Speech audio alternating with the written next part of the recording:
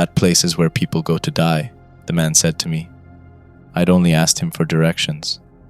My two friends and I were planning on taking a little road trip during summer, in between semesters of school.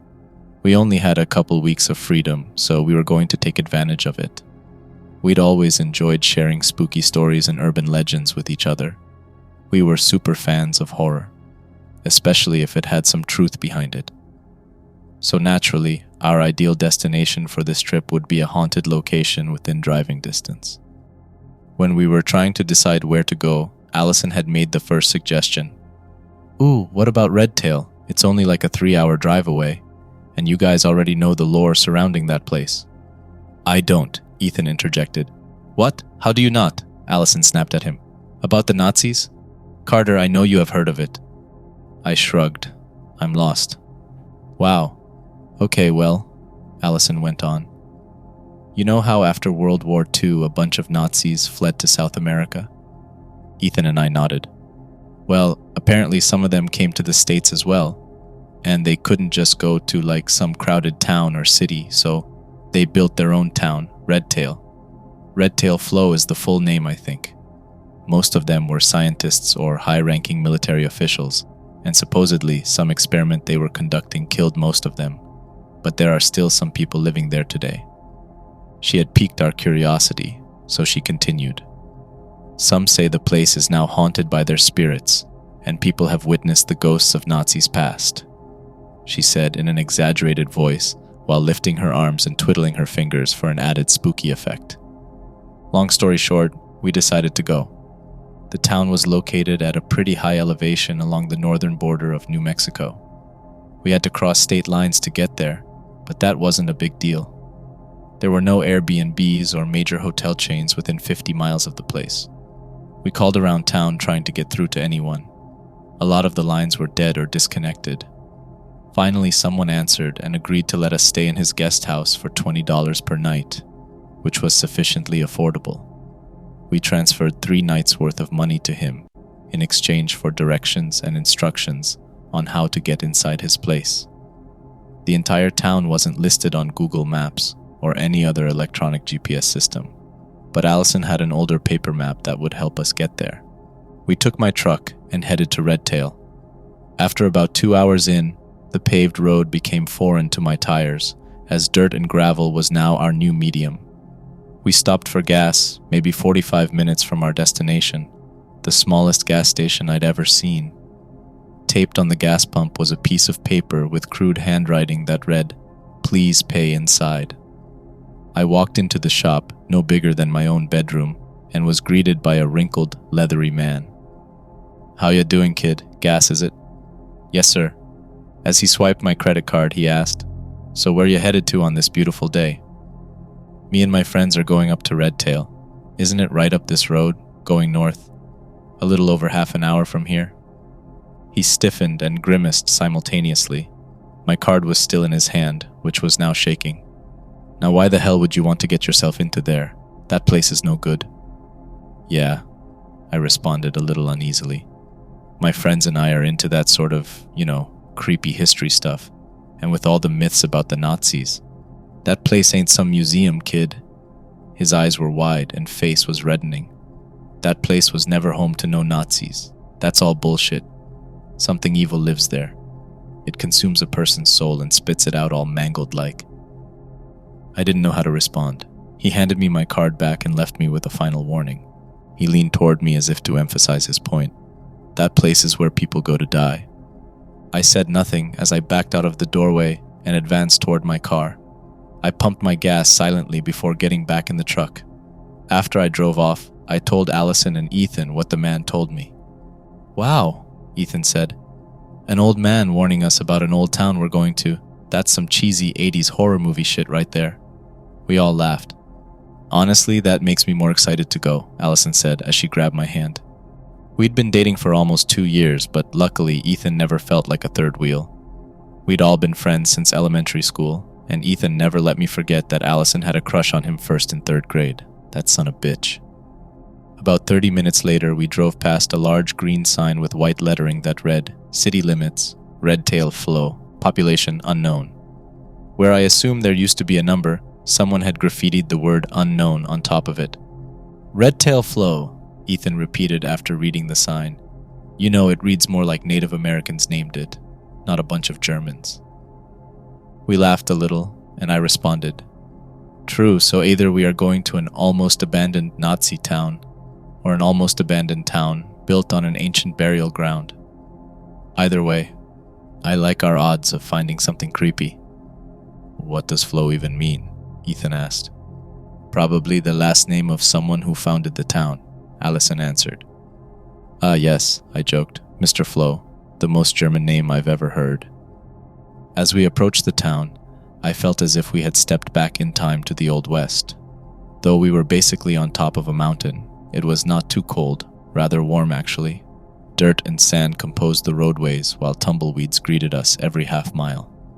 On the way to the town square, we had only seen 1 or 2 houses which looked more like abandoned shacks. The rest of the land lay empty.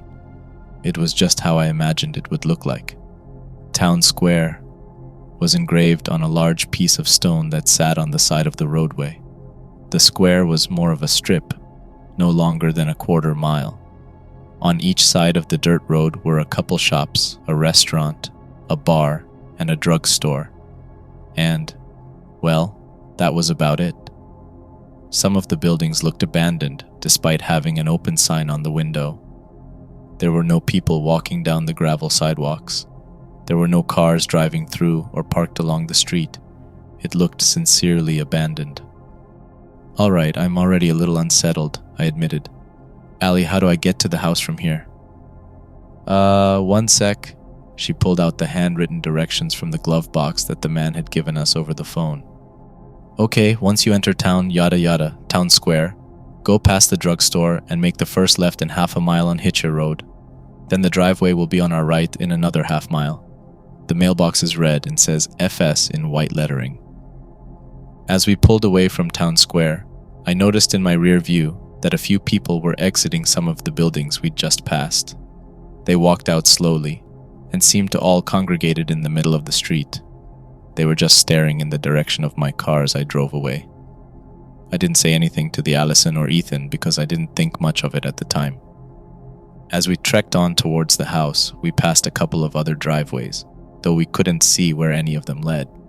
The road became narrower, as if it was meant for only one lane of traffic.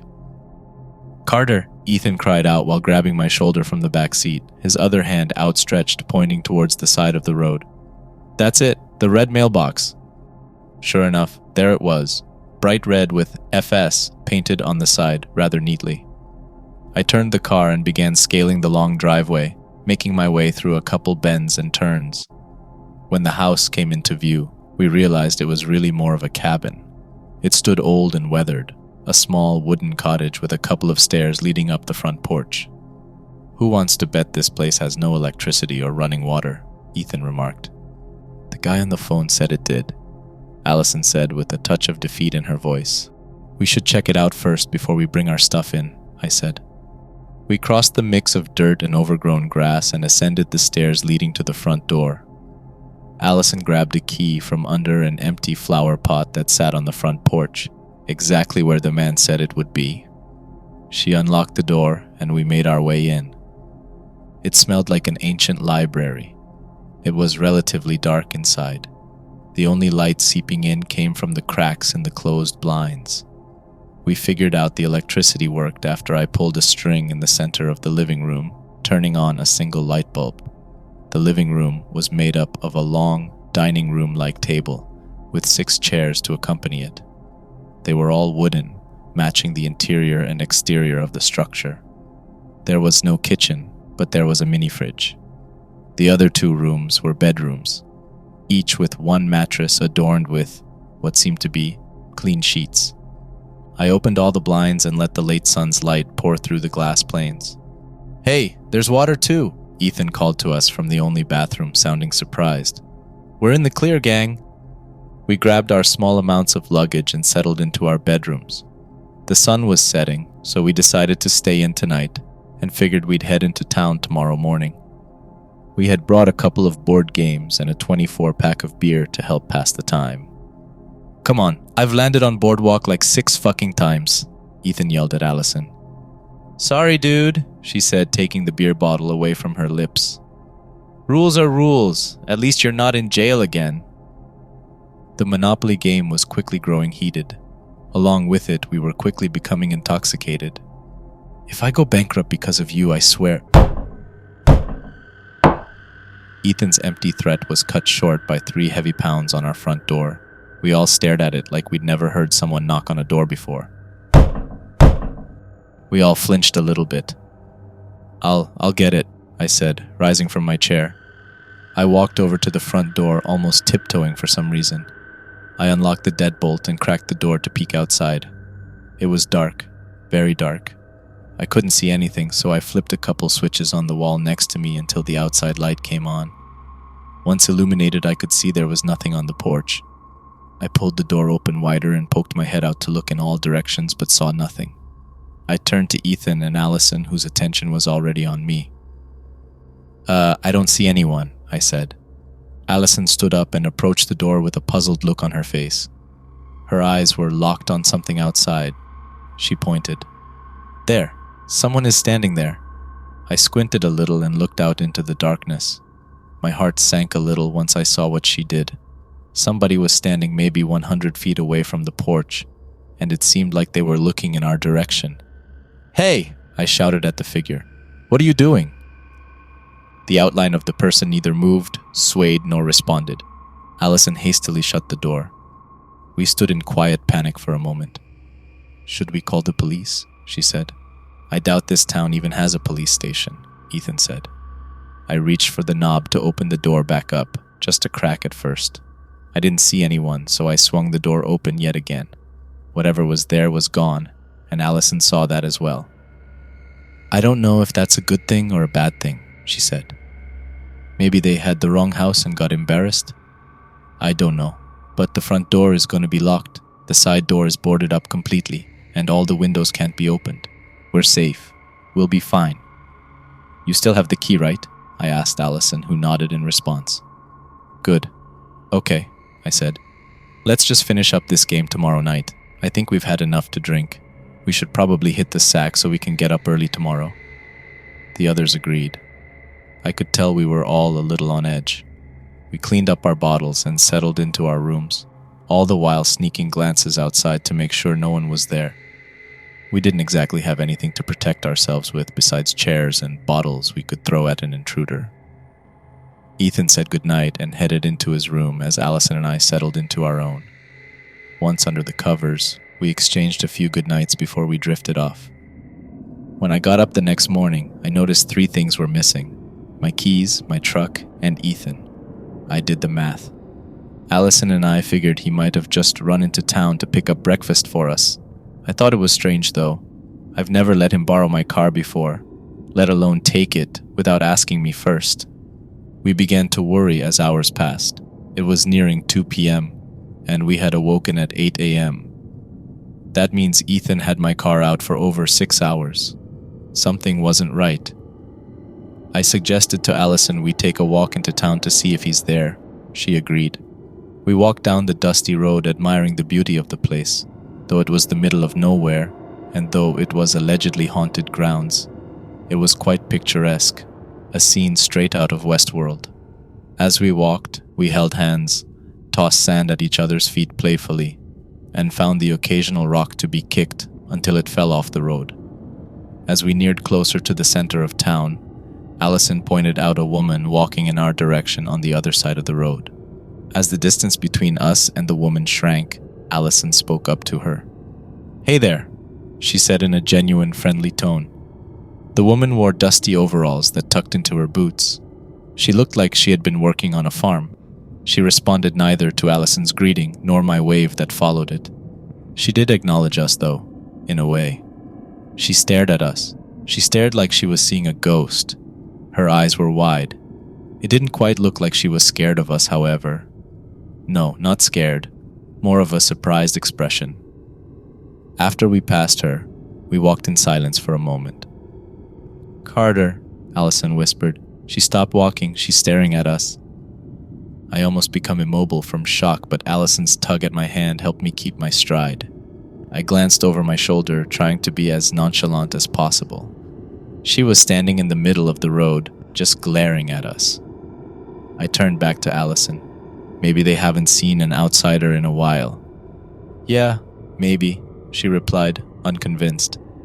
Once we made it to the town square, we stood in the middle of the road looking around at each of the buildings. We hadn't seen my truck or any sign of Ethan. It's impossible to leave town without passing through the square, so we were determined to find someone who had seen Ethan leave. The largest building in town was the diner. The large letters rooted into the front of the structure read Food 24/7. Odd name for a restaurant, Allison said without taking her eyes off the sign. No kidding. Creativity does not seem to be running rampant here, I said in a hushed tone as if someone were listening. We walked inside and were welcomed to an empty diner, similar to those you'd see in the 1950s. We hopped up on 2 bar stools and waited for someone to see us. A couple minutes passed, so I called back a hello to the open kitchen but got no response. And just then, a patron came through the door and sat down in a booth. He was looking at us. Allison and I shot each other a glance. Hey there, she said to the man. Did you happen to see a red truck come through this morning? He didn't move or blink. He just looked at us. Another came into the diner. In fact, it was the same woman who we saw walking down the road. She kept her eyes on us as she took a seat, sharing the booth with the man. Then another person came in. Then another and another. All of them had their eyes locked on us from the moment they entered the restaurant. They all quietly took their seats and continued to stare. Allison's delicate voice tried to ask the question again to the new patrons, though she was visibly scared. Have any of you seen a red truck? No response. No movement. Allison, I think we should leave, I said as I stood from my bar stool. The diner was almost full of people at that point. It was as if the sole reason any of them came in was because they knew we were there. They didn't have guns pointed at us. They didn't look angry. They didn't look like they wanted to hurt us. Even so, I felt a real sense of danger around them, like their stares would make me drop dead in an instant. They all just looked, stunned. Their eyes were wide and their mouth barely open. It created an unmatchable amount of dread within me, the truest sense of terror I've ever felt. We slowly walked out of the restaurant, and in an unspoken agreement, we began a light sprint to get out of there and back to the cabin. I don't know if Allison turned back to look, but I did. They were all in the street. They were all staring, and no one was moving. Allison and I were walking up the driveway to the cabin. My heavy breathing and rapid heartbeat were all I could focus on. Before Allison and I could even talk about what had happened, we noticed my truck sitting in the driveway, right where I had parked it before. That son of a bitch. Where the hell did he go? I said as I advanced towards the front porch. He had to have gone the other way, Allison pointed out. Otherwise, he would have passed us on his way back. We climbed the stairs and barged through the door. Where the fuck did you go? I said, getting straight to the point. Excuse me? He said. Where the fuck did you go? I have been sitting here forever waiting for you 2 asshats to come back. What have you been smoking? Allison intervened. We left for town on foot because you never came back with the truck. Ethan looked truly surprised, and then amused. Okay, Mr. and Mrs. Crazy Pants. I get it now, you're pulling my leg. You almost got me. I didn't even hear the truck pull in. You two did a good job. He started to clap his hands together. I grabbed them mid-clap. We aren't pulling your fucking leg, idiot. When we woke up, you were gone. The truck was gone. We waited for 6 hours and you never came back. We went to town, just now got back, and we find you and the truck are here again. What are we supposed to think of that? Now his amused expression grew to one of alarm. I didn't take your car, dude. When I got up this morning, you two were still gone, he said. Carter, when I woke up last night and talked to you, you said you were taking it out with Allison for a surprise. You never came back. Wait, what? Allison said. No, I started. No, I didn't wake up last night. I most certainly didn't have that conversation with you. Yes, you did. It was dark, but I know it was you. It was sometime in the middle of the night. I heard a thud or something, so I came out of my room and you were standing in the doorway with the keys." My eyebrows slowly rose in confusion, but he continued. "You said you had a surprise for Allison, that you saw a nice place on the way into town to park the truck and look at stars. I asked if you were good to drive, and you said you sobered up enough. Ring any bells?" Allison looked at me, then back at Ethan. "We didn't go look at stars, and I would have woken up if he left the bed. And I would have woken up if you left." I directed the comment at Allison. We all looked at each other in suspicion, in bewilderment, in panic. Momentarily, I felt as if I was in the room with two strangers, and I'm sure they felt the same way. After our three-way standoff had subsided somewhat, we took our seats around the Monopoly board we had no intention of playing. We sat without speaking for a little while, passing and catching glimpses at one another. Our minds were reeling. The silence was broken when I told them what had been on my mind all day. I don't think I locked the door last night," I admitted to them. They both recoiled in surprise and irritation. "You what?" Ethan said. I know, I said, pleading with them. "You could have gotten us killed," Allison said. "Right after we saw some creepy guy out there in the dark, you didn't lock the door." "Listen, I know. I was a little tipsy. It just, I don't know, slipped my mind." She shook her head in frustration. I continued. "When I got up this morning, I thought the car was stolen. At first, I saw the keys missing from the table, so I looked outside and it was gone. I was freaking out.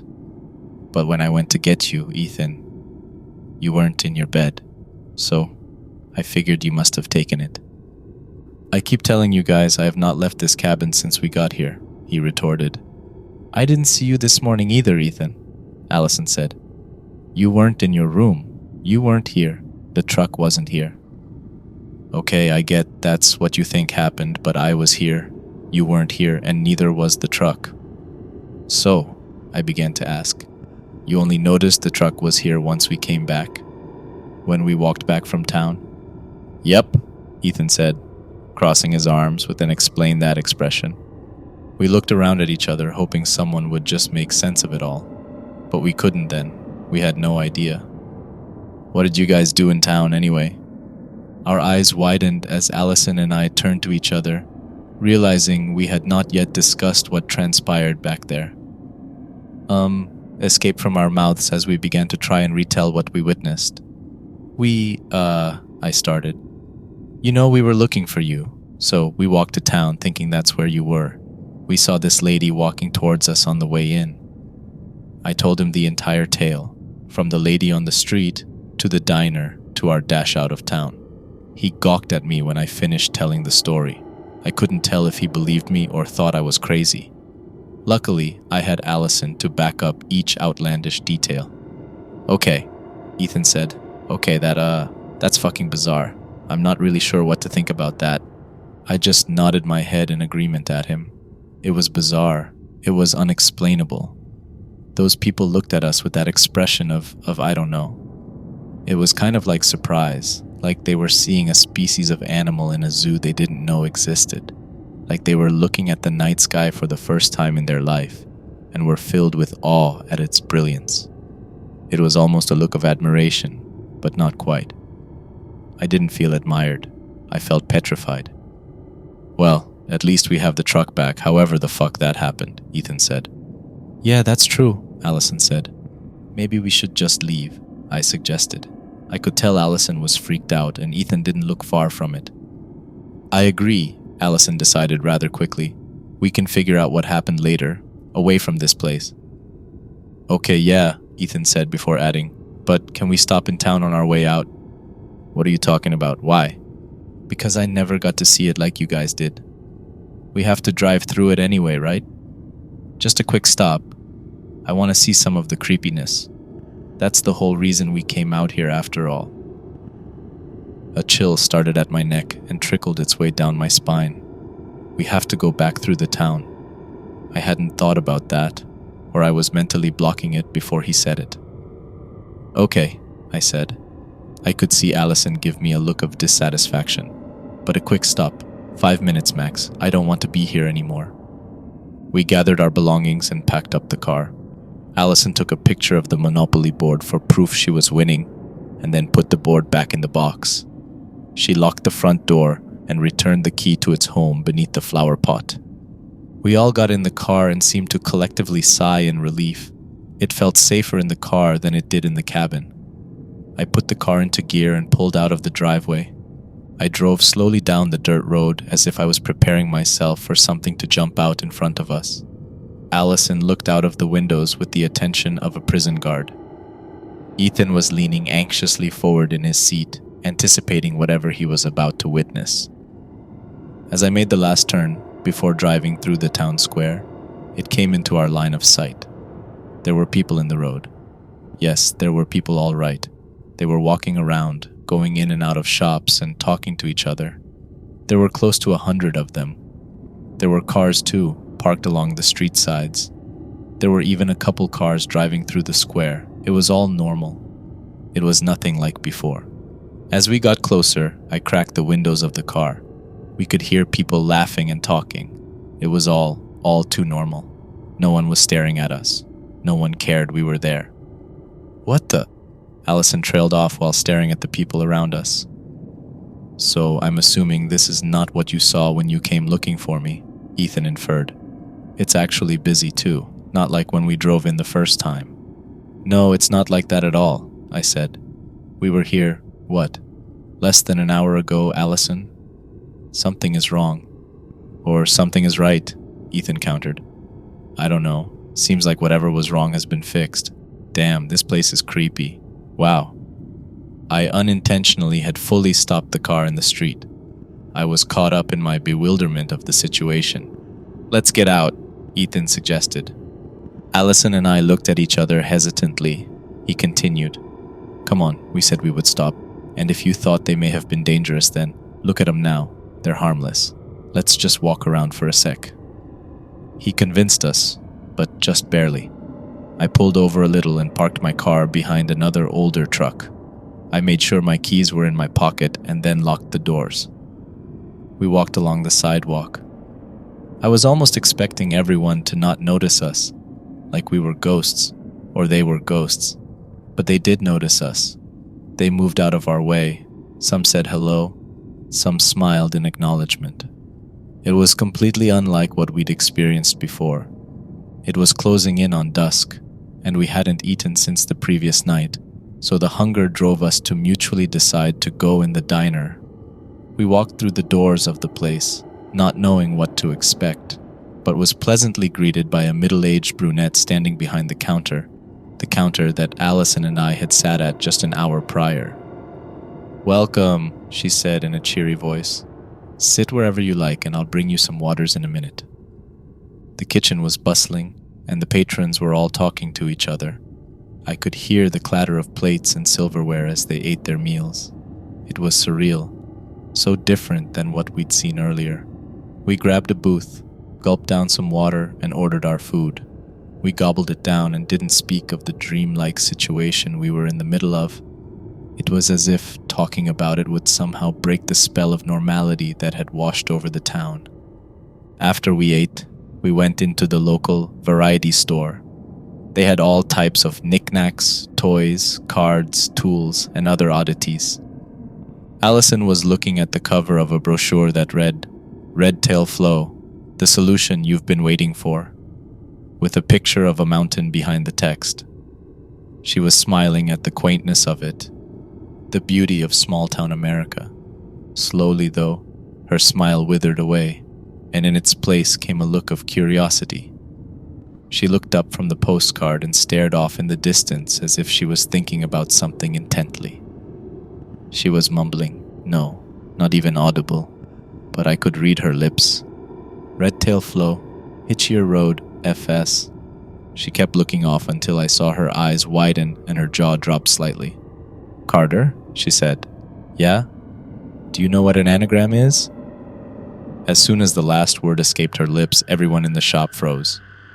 I could see out the window that everyone outside was frozen as well. The three of us looked at each other. I think it's time to go, Ethan said. Just as Allison and I did before, The three of us instinctively walked slowly out of the store and started an all-out sprint to my truck. But it wasn't there. I checked my pocket. The keys were gone. "What the fuck is happening?" Ethan yelled in a hushed tone, as if not to wake up the still bodies standing all around us. But it did wake them. In unison, they all turned their attention toward us. Their previously shocked expressions had disappeared, and in its place was a look of satisfaction. They all smiled at us, bigger smiles than what I'd consider normal. No teeth to be shown, just tightly pressed lips curling up their faces. "What did we do?" Allison whispered. "We should go back to the cabin. It's almost dark," Ethan urged. "We won't make it anywhere on foot if we leave town." We needed to decide quick, so I made the final call as I felt our time was running out. "Yeah, let's go back, now!" As I ran, I didn't dare to look behind me this time. I didn't want to see them. By the time we got close to the cabin, it was dark out. The sun had set and the stars were just beginning to reveal themselves. For the last quarter mile or so, we were all winded, so our sprint became a jog, which turned into a brisk walk. We did not speak to each other. I think we were all too frightened to form coherent sentences. As we carried our exhausted bodies up the driveway with Allison in the lead, she stopped walking suddenly. "The lights are on," she said, almost in a whisper. "What?" "The lights are on. Carter, your truck is here." I took the couple extra steps forward needed to see what she was seeing. It was there, parked exactly where I left it when we came in, and the lights in the cabin were on, and the window's blinds were opened. Allison crouched and started moving towards the cabin. I turned back to Ethan, who copied her movements, so I impulsively followed and crouched. We became dangerously close to the structure, unsure of who or what was inside. We all were shoulder to wall against the side of the building. We slowly made our way to the boarded-up side door, which we knew was adjacent to a window that peered into the living room. Still in a crouching position, we ceased our walking directly under the windowsill. We took turns looking at each other and our surroundings, making sure we were safe. Allison stood from her crouch just enough so her eyes could see into the cabin. She quickly snapped her body back down. "Did someone see you?" Ethan whispered. "No," she said, her eyes wide. "It's us." Ethan and I didn't respond. Instead, we both began to stand to see through the window. Just as Allison said, there we were. We were in the cabin. I could see that I had just began to deal the Monopoly money out. Allison was watching me and fiddling with one of the game's pieces between her thumb and index finger. Ethan was walking towards us holding 3 freshly cracked beers, one for each of us. We both sank down, consumed by confusion. I felt disoriented. We were watching ourselves from the night before. "This isn't happening," Allison said softly. "I'm in a dream." I felt the same way. A nightmare made more sense than this being real. Ethan ignored her and said to me, "I don't know what's going on, but we need to take your truck and get out of here. Now." "I don't have the keys." "What?" he said in a hushed whisper. "I don't know, man. They just disappeared from my pocket when the truck did." "Do you know how to hotwire a car? If you do, I'll let you. I can break into it. I've done it before when I've locked my keys inside." He scowled. "I have no idea how." Allison raised her head up. "We have to go inside and get the keys. They're on the Monopoly table. You two wait here. I'm going to grab the key from under the flower pot." Allison sneaked around the building until we couldn't see her anymore. Only about a minute passed before she made her way around back to us. "The key isn't there," she said. "Oh, you've got to be kidding me," Ethan said. "It's really not there. It's probably inside. I had the key on me last night after we heard the knocks on the door, so she said, gesturing inside the cabin. "She has the key. We need to figure out how to get inside." Right as she finished her sentence, she lifted her head and looked right at me with an expression that told me she knew exactly how to get in undetected. "Carter, you have to go inside." "Me? Why me?" "Because you've done it before, or you're going to do it." Something clicked in my brain. I had done it before. Not me, but another me, the night we heard the knocks at the door, the night I left the door unlocked. "When you left the door unlocked?" Ethan said, as the realization hit him as well. Oh my god, we have to get you to leave door unlocked again. The you that's inside right now. I know just how to do it too. We waited for a long time by that window. We could hear muffled voices, some loud enough to make out, but most of it was just mumbles. We sat on the dry soil and made sure we had our plan down pat. As our window of opportunity grew smaller, we all got into position. My position for now was staying right where I was with a nice vantage point of the entire living room. Allison was at the corner of the cabin, about 7 steps to the front door. Ethan stood facing the house directly. I waved my hands at him to tell him he needed to back up more, and he did so until I gave the all clear. He was shrouded in darkness, but still visible as an outline. I watched through the window as the other Ethan made his way around the game board, closing in on boardwalk. I waved my hands at Allison as the go signal. I could clearly hear inside Ethan's frustration as Allison quietly made her way to the front door. Come on, I've landed on boardwalk like 6 fucking times, I heard faintly through the glass. If I go bankrupt because of you, I swear. But he was cut off by 3 rhythmic thumps at the door. I saw all of us inside stare at the door. 3 more thumps echoed. Then Allison jumped down the steps and quietly ran around the corner. I gave her a thumbs up to let her know it had worked. I saw myself open the door, followed by Allison standing up and pointing at the dark figure that stood outside. Ethan knew not to move, even after the other me called out at him from the cabin. Allison shut the door from inside. As soon as the door shut, Ethan began sprinting towards me and finishing it with a skid like a baseball player sliding into second base. I saw myself open the door, back up, look in confusion outside, then close it. I saw myself fail to lock the door as well, just as I had done yesterday. It was a success. We had to wait longer. The lights to the cabin were off and we were all in bed, but we had to wait. We had to be in a deeper sleep. After about 2 hours of anxious waiting, it was time. I walked up the steps of the cabin being extra quiet. The squeaks from each floorboard were more apparent now than ever. I slowly opened the front door, which let out a soft creak as it swung open. I saw my car keys laying on the table. I gently crept over and grabbed them. As I turned back to face the door, my knee hit a chair and scooted it slightly, letting out a loud thud of wood against wood. I looked back to the bedroom doors to make sure they remained closed. I continued to the door, but just as I was about to leave, I heard a bedroom door open. "Carter," Ethan said from inside the cabin. "Hey dude," I said in a soft voice. I waved him over to step outside. I didn't want our voices to wake the others inside. He stepped out on the front porch with me. "What are you doing?" He spoke in a half-awake, half-still drunk state. "I'm, surprising Allie. I saw this perfect place on the way in to park my truck and look at the stars." "Oh, that sounds cool. Is she out here already?" "Yeah, she's in the truck." "All right. Are you, good to drive? Sober enough?" "Yeah, definitely. I'm all good. Want to give me a sobriety test?" We cackled. "Well, have fun," he said, "and be safe in this creepy little town." I nodded. "I will." I watched him walk back inside. Allison and Ethan were waiting, squatted by the car. I unlocked it, so they climbed into the car, and I followed them. As soon as the door closed, that feeling of safety washed over me once again.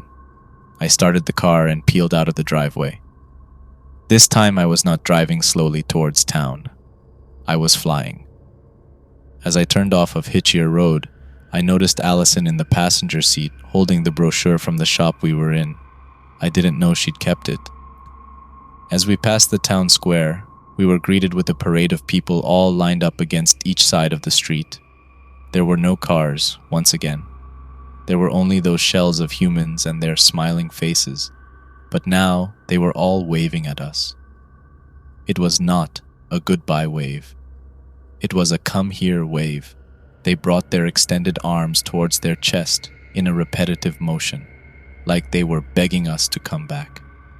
As we passed them, I could see in my mirrors that they congregated in the street once again, just as I arrived. Their waving had ceased. I could not see their facial expressions clearly, and I was glad for that, I think. Allie, What's on the brochure? She looked like she was about to cry. She read off the cover aloud. Redtail flow, the solution you've been waiting for. Okay, Ethan said. She flipped the brochure open. Why Redtail flow is the final solution you've been waiting for. Thanks to research conducted by our very own Dr. Heinrich Olsen Sr., our town features the only solution to immortality known to man. You will not grow old, all thanks to the advancements made by our brave scientists. Ethan slumped back in his seat with a quizzical look on his face. Why'd you ask me about anagrams? I asked. Redtail flow, Hitchier Road, FS, she said with no more context. I looked straight ahead at the road. It took me a minute for it all to click, though I still do not understand everything that happened to us, not by a long shot. I was quiet the rest of the way home, so were they. We didn't need to speak. It's like getting into a bad car wreck. Before you can act normal again after the initial shock, you have to just take a step back and process what happened. I'm not sure if I'll ever be able to fully process what happened in that town. I truly feel like I lost a piece of myself in Redtail. Like a part of me is still there and always will be. Please, if you've listened to this, stay away from a town called Redtail.